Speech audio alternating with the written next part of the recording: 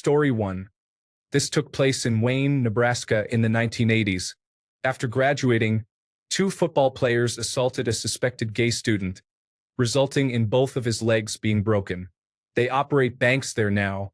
Everyone knows they did it, but they were never arrested. Story 2. I came here ready and willing to share my story of insurance fraud about a house that was for sale for nearly 2 decades before it mysteriously caught fire. However, I realized that my experience is minor compared to everyone else's stories. Story 3. Respected military veteran and firefighter with a wife and 3 kids died of COVID-19. Anyone who knows the situation understands he actually died from an overdose of pain pills prescribed legitimately to his wife, while drinking in full view of the children. It wasn't a deliberate suicide attempt. It was a manipulative bid for pity after his wife caught him cheating with a teenager and informed him that same night she would be taking the children and filing for divorce. Apparently, the manner in which she caught him cheating involved a highly irregular act. Story 4. There was a girl and her boyfriend who went out for a night on the town. They were seen arguing with a man at the end of the evening. The next morning, the man was found dead from gunshots in one location, and the girl was discovered a couple of days later in another location. No one was ever arrested, and the main suspect was her married ex-police chief. 40 years later, they exhumed the body to conduct tests as part of a cold case investigation. When they opened the casket, they found that the head had been removed and replaced with someone else's head. In the town, we don't talk about it much, but a show called The Dead Files did an episode about it. Story 5. The wife of a sheriff's deputy was unfaithful to him with another man. The man ended up dead from a shotgun wound to the head. The sheriff's deputy was the first to arrive at the scene. The sheriff's department ruled it a suicide, but the shotgun that the man allegedly used to take his own life was never found. Story 6. It didn't happen to me, but a friend of mine grew up in a small farming community in rural Montana. This all happened about 15 years ago. There was a man in his neighborhood known as a friendly guy who would wave to people while sitting on his porch. He would hand out large candy bars to trick-or-treaters on Halloween, just a friendly old man. He had to have been in his late 80s or early 90s. Nothing seemed off about him. According to my friend, one day out of nowhere, a bunch of police cars, including a Federal Bureau of Investigation van, pulled up to this old man's house. My friend told me they went inside, and a few minutes later, this harmless old man was taken away in handcuffs. It drew a considerable crowd because, remember, this is a small farming community in Montana. News travels fast. Turns out this old man everyone loved had a really dark secret. In the 1960s, he was a member of the Ku Klux Klan, and not just any Klan group, but the infamous Mississippi White Knights of the Ku Klux Klan. He was connected to over a dozen unsolved murders of civil rights activists. It shocked everyone, and no one has really spoken of it since. Story 7. High school students engaged in inappropriate behavior on the back of a bus during a drive to a marching band competition, and none of them faced any consequences. As a parent supervising one of the buses, I expected them to be removed from the band, but they remained on the drum line and were deemed too important to be dismissed. It was troubling. Story 8. There was a secret LGBTQ community in our small town. The dentist had a hidden apartment near his office. His wife and my mother were great friends. Not a word was spoken about it. Story 9. A police officer shot his wife, whom he had been abusing, and then turned the gun on himself. Some claim she shot him before taking her own life, but that seems unlikely. Story 10. My junior high school science teacher from over 25 years ago was involved with a student in my mother's class 20 years earlier, while this girl was still underage. He then married her before coming out as gay and splitting from her. He continued teaching until he retired in the mid-2000s. Everyone knew about it. My mother mentioned that the other girls were jealous because they all thought he was attractive and kind. If I remember correctly, he was not the only teacher from that era at my school who married a student. While I was still there, I later discovered that a young, married teacher was engaging in a sexual relationship with a student at the school. He is still a teacher, as they were never caught. Story 11. A former coworker of mine spiraled out of control after the restaurant closed. He became a drug manufacturer and was on the FBI's most wanted list. One day, he and two associates broke into over 15 houses, stealing money and firearms, until they broke into a house where there was a 16-year-old girl. They kidnapped her and held her hostage. Police from all three surrounding towns, including sheriffs, highway patrol, and SWAT, engaged in a multi-hour standoff with a brief exchange of gunfire. I don't remember how they eventually apprehended him. It was a significant news story for months, but eventually, it faded from public discussion. Nobody talks about it, but everyone remembers it. Story 12. There was a brutal murder of a special needs young woman. Her boyfriend's family took her in and held her captive for her social security checks. After she gave birth, she was not allowed to hold her daughter. They tortured her for months in horrific ways, making her eat feces, spraying her eyes with mace, and tying her up in a closet. They killed her by stabbing her and pushing her onto a railroad track. It received very little news coverage. Story 13. The farmer was a pedophile targeting boys, particularly the sons of migrant farm workers. Information emerged after his death in his 60s, but no names of his local victims were mentioned. His family, including his wife and daughter, apparently did not know about his actions, and no one discussed it to protect them from the stigma associated with his deeds. Story 14. A guy I went to school with from preschool through 12th grade killed his girlfriend and hid her body. She was going to expose him for having a sexual relationship with his male best friend in a small town in Texas. Story 15. One high school math teacher's husband committed suicide a few years ago, and she recently had a serious health scare. Most students and attentive parents are aware of her situation. She is the sweetest woman ever and deserves the world. She is incredibly strong and seems very happy now, although I know her life must be difficult some days. Story 16. My town has a population of 33,000, but a classmate of mine died at the age of 18 from choking while under the influence of opioids. A year later, his father committed suicide. Several years after that, the older brother also took his own life. It is an extremely depressing story that many locals know about but rarely discuss. I recently asked my friends if they remembered it. Story 17. A man shot his wife in his neighbor's driveway and then shot himself while his teenage granddaughter, who was only a year older than I am, was on a 911 call. The news aired that call on television, and I felt both angry and saddened for her. Grandma was a nice lady, while Grandpa had some psychiatric issues, and I didn't really know him. Story 18. A local woman had enough of her husband's abuse and was going to leave him for California. He picked up their two children, aged 7 and 9, and made them wait for her. He shot both kids in front of her, then shot her, called emergency services, and confessed to the crime before committing suicide on the phone. The woman was an important member of the Shriners and Eastern Star, and her husband was a Mason. She was a kind person with wonderful children who were very intelligent. She always found her husband to be a jerk and never wanted to be in the hospital with her when she was sick due to an autoimmune condition. Story 19. There was a large man with mental disabilities who spent all day every day sitting on the steps in front of a store. I asked about him once as a child, and my father told me he was waiting for his mother to finish working. She ran the store. I was surprised because they looked similar in age. It turned out that the woman was raped and impregnated by her father when she was 12. It was one of those things we were not supposed to talk about. We were just to pretend it was all normal. Story 20. Location: Central, Connecticut. Population: approximately 3,200. Date: December 24, 2013. Event: annual Christmas Eve party at the Smith's farm, where the whole town gathers for eggnog, bluegrass music, guns, bonfires, and more. One boy, whom we'll call Simon, had a bit too much to drink. To give some context, he was part of a friend group that had been together since preschool and continued through high school. In a small town, it's hard to grow out of those kinds of friendships.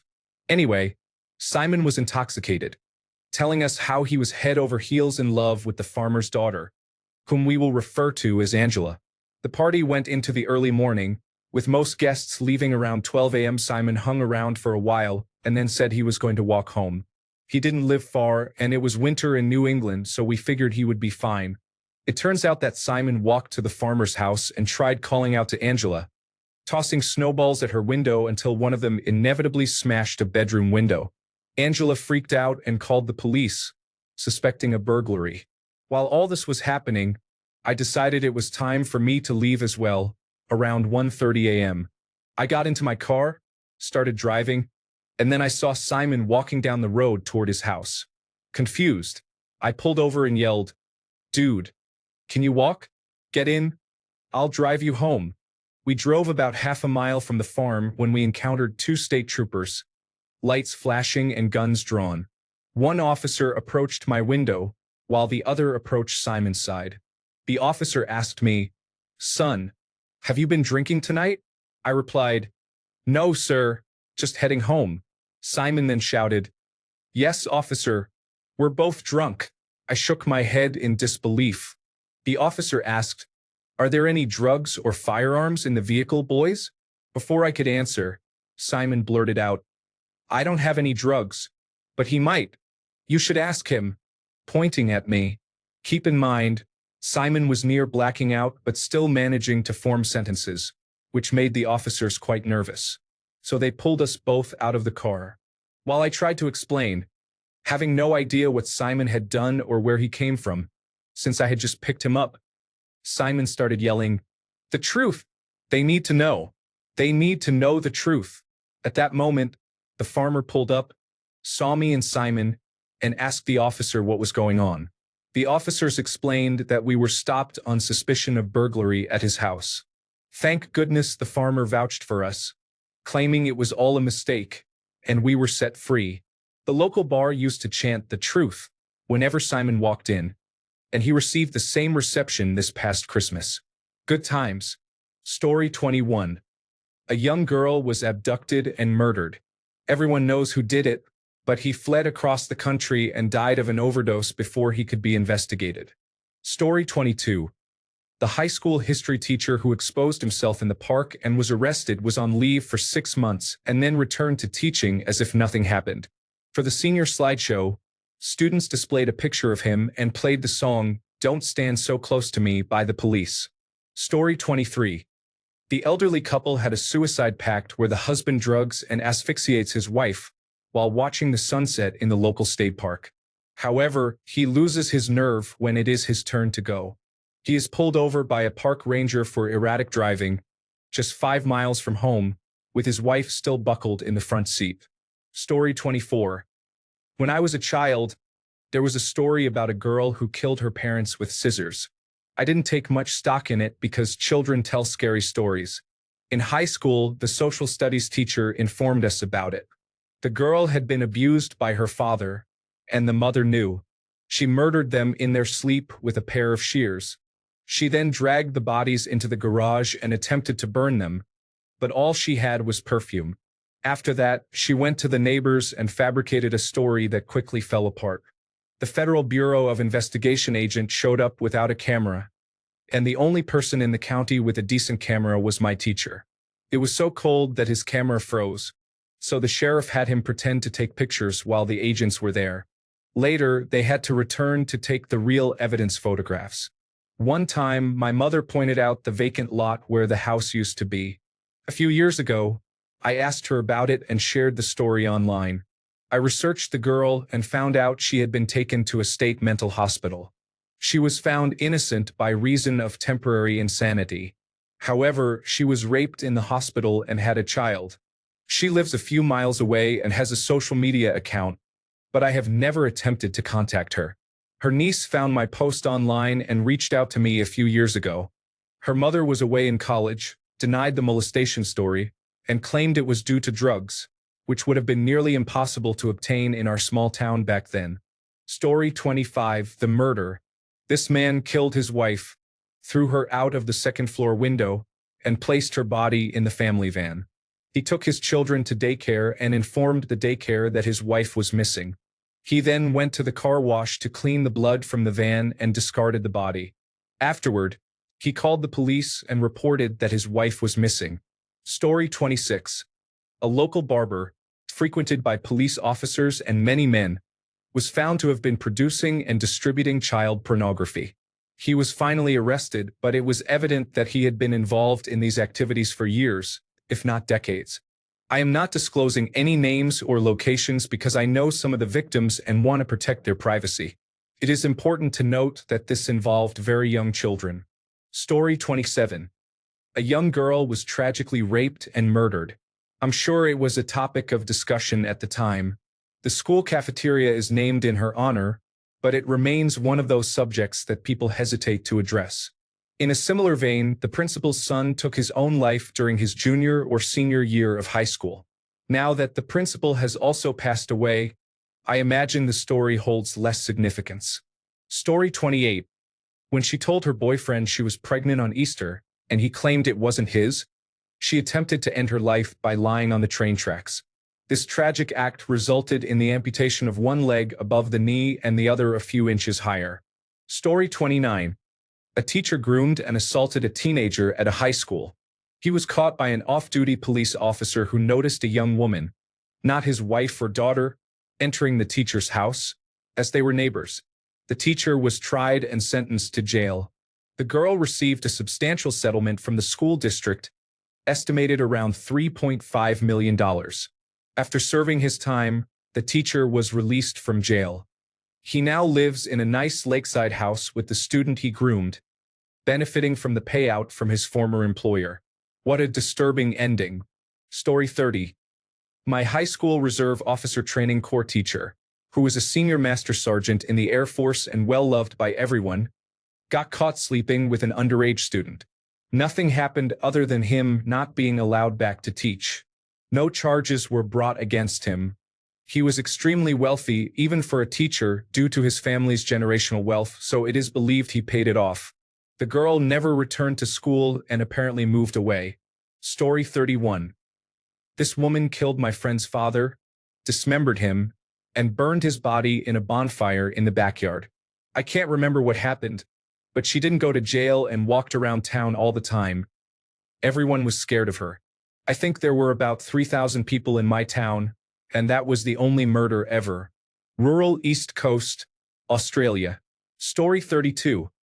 A significant number of these stories involve police officers evading justice for murder, and the community remaining silent about it.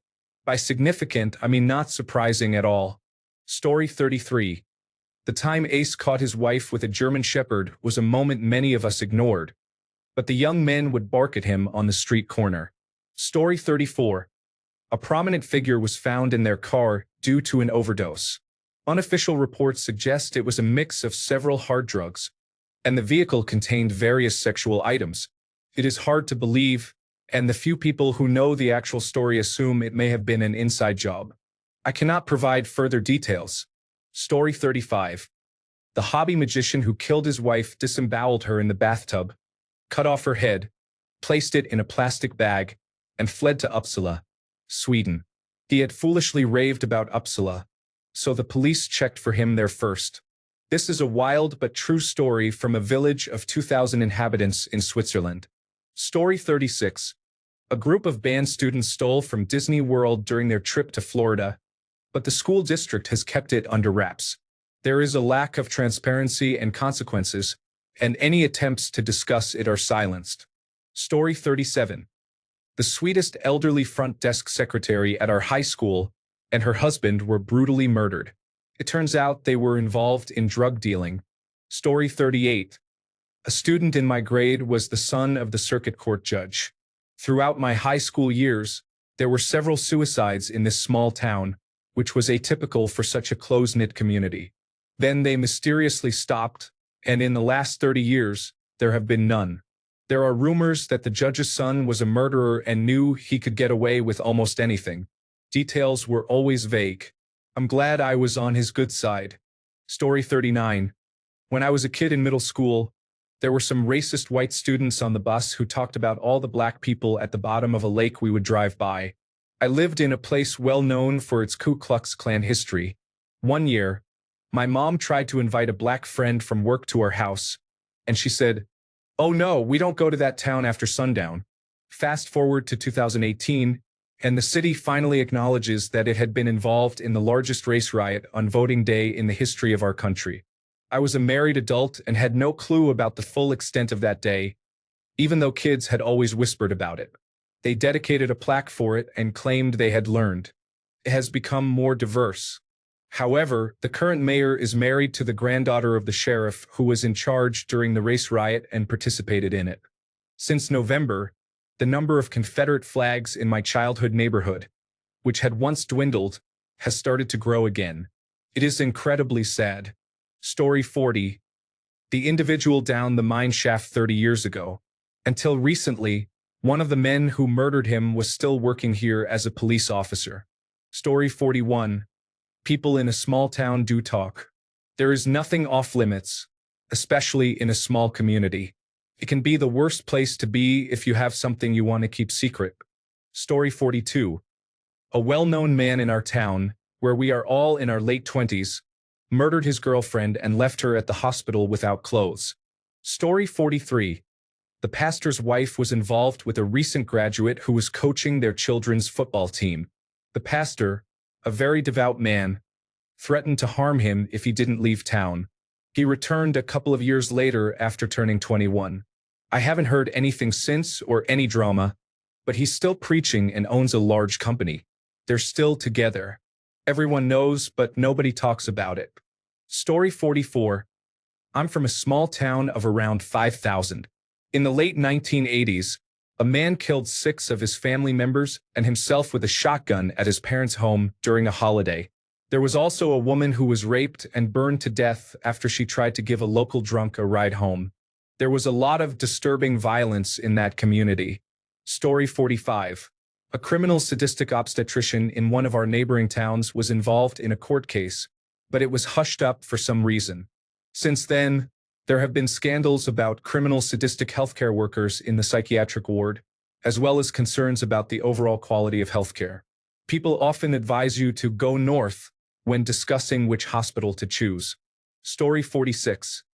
The son of the wealthiest man in town nearly hit a child with his sports car while driving under the influence. The child turned to look at a friend while crossing the road, with a bus nearby, and was barely missed by the car. The father took away his son's car after that incident. The boy was fortunate, as the child was crossing legally while the car was traveling at 90 miles per hour in a 25-mile-per-hour zone. Story 47. The math teacher was having an affair with one of the high school football coaches. The only reason anyone knew about it was that she gossiped about him to her students.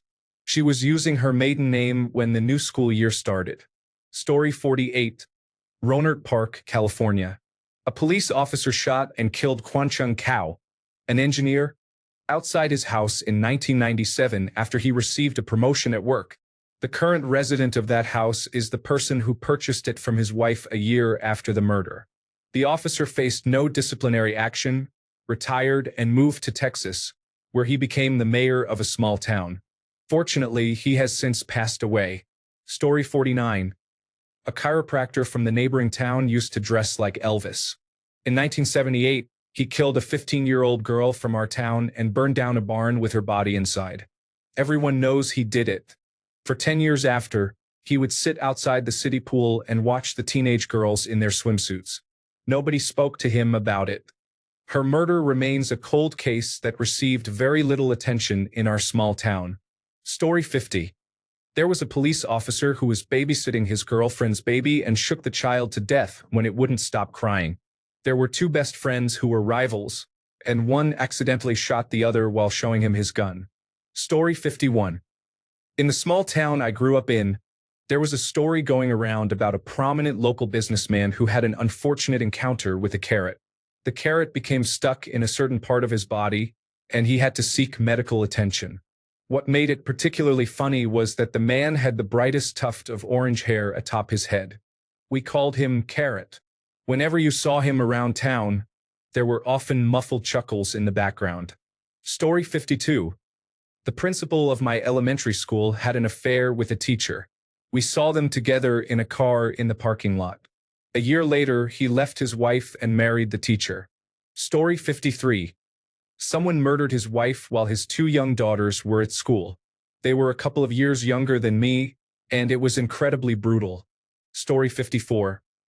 My middle school football coach, who disliked me as much as I disliked him, was charged with the sexual abuse of 3 children and other acts of molestation involving several others. We had a team party at his house, where he had a room with extra bunk beds and video game consoles that were inappropriate for his 2 young sons. He told a group of popular kids that they should have sleepovers there sometimes. I noticed the signs that it was disturbing and even made jokes to close friends, saying, "Is this an after-school special? Should we call a crime dog?" His assistant coach, who was also a police officer, was someone I also had issues with. After the news broke, there was little discussion about it since the victims were popular kids from affluent families. I recently found out that he spent 15 years in prison and is now out. He seemed to groom young people, volunteering to coach football and baseball to be near children. Story 55. A random car exploded and caught fire. My brother's friend's dad was the first to see it, and everyone knew about it because it left a large black mark on the ground. Today, that space is a garden. Thanks a bunch for sticking around till the end of the video. Remember to subscribe, and until next time, stay awesome and goodbye.